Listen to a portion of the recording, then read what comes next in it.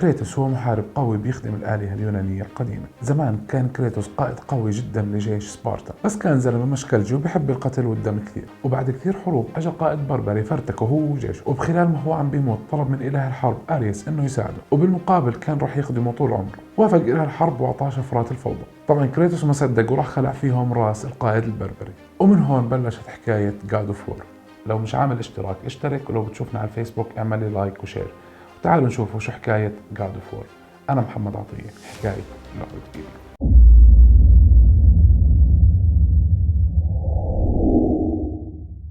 لعبة جاد اوف وور أو إله الحرب هي لعبة برمجوها استوديوهات سانتا مونيكا في سنة 2005، وأول ما طلعت كانت على البلاي ستيشن 2. طبعا ما زالت هي على البلاي ستيشن، وما طلعت أي إصدار تاني لأي كونسول أو حتى على البي سي. بس الإصدار الأول كان بيعتمد على الأساطير اليونانية بشكل كبير، واللي كان عندهم إله لكل شيء، ضل ناقص يعملوا إله الفجر. المهم الشخصية الأساسية في اللعبة هو كريتوس، وكان معاه في آخر إصدار ابنه.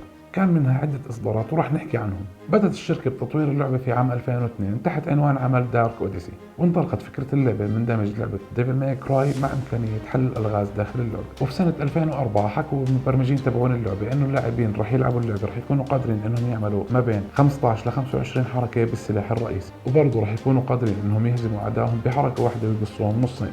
ومع انها اللعبة كانت تعتمد بشكل رئيسي على الاساطير اليونانية، الا انه المبرمجين اعطوا حالهم الحرية في التعبير على هاي الاساطير. واحد مدراء المشروع حكى انهم اخذوا اجمل ما في الاساطير اليونانية كتبوا قصة قوية بتعتمد عليها. صاحب اللعبة الأساسية للعبة استوحى فكرة اللعبة من لعبة لشركة كابكوم، وحكى خلينا نطبق عليها فكرة الأساطير اليونانية. اللعبة كان اسمها أونيموشا. الفكرة من اللعبة هي فكرة تأير أحد من الآلهة من واحد تاني، كانوا غيرين من بعض أو بيناتهم مشاكل، صراحة مش عارف شو الفكرة بالضبط. فبمسكوا كريتوس وبيحكوا له تعال يا عمي خلصنا من هذا الإله. اللي كلفه بهاي المهمة الإله أثينا. طبعا ليش كريتوس وافق وقالها يلا هيني جاي؟ كان أريس بعته على مكان فيه معبد لأثينا، وفي هذا المعبد قام حط بنته ومرته أو ابنه ومرته لكريتوس. راح كريتوس وهو تحت تعويذة خاصة من إله الحرب أريس قاتل مرته وبنته. كان مفكر أريس إنه هيك راح يخليه الإله المثالي ويشيل منه كل مشاعر الإنسانية، بس كريتوس قلب عليه وحيوريه الويل خلال أحداث اللعبة. Kratos had traversed the desert of lost souls, bested the deadly traps of Pandora's temple, and escaped Hades itself. There was but one task left. Zeus! Do you see now what your son can do? You cast your favor on Athena, but her city lies in ruins before me. And now, even Pandora's box is mine. Would you have me use it against Olympus itself? Kratos returned even from the underworld.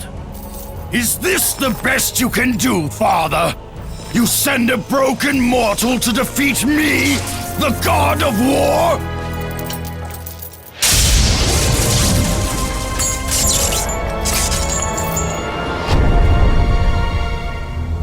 After thousands of years, Pandora's box was finally opened.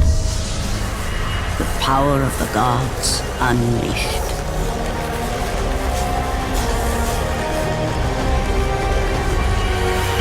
You are still just a mortal.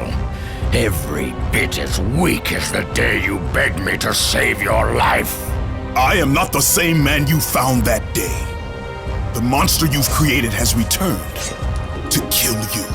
You have no idea what a true monster is, Kratos.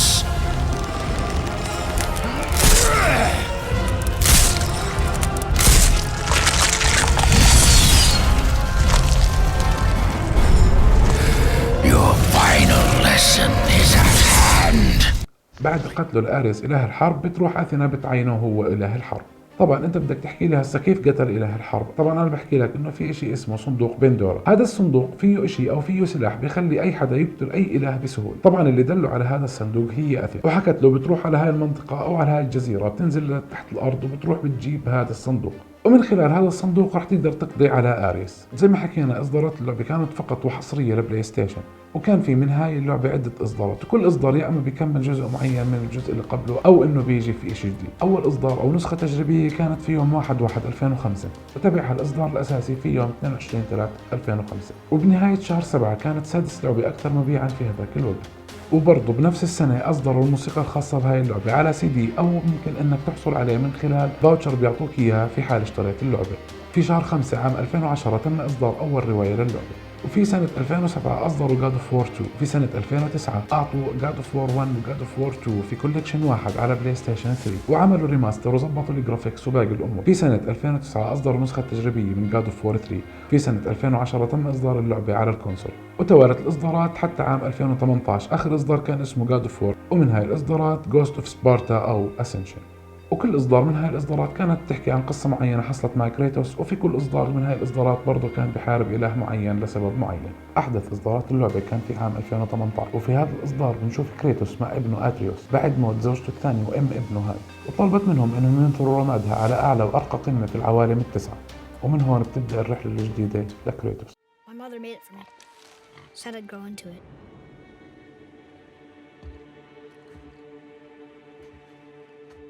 Find your way home.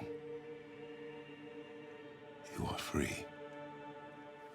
We're taking our ashes to the highest peak in the realms. Ashes? It was our last wish.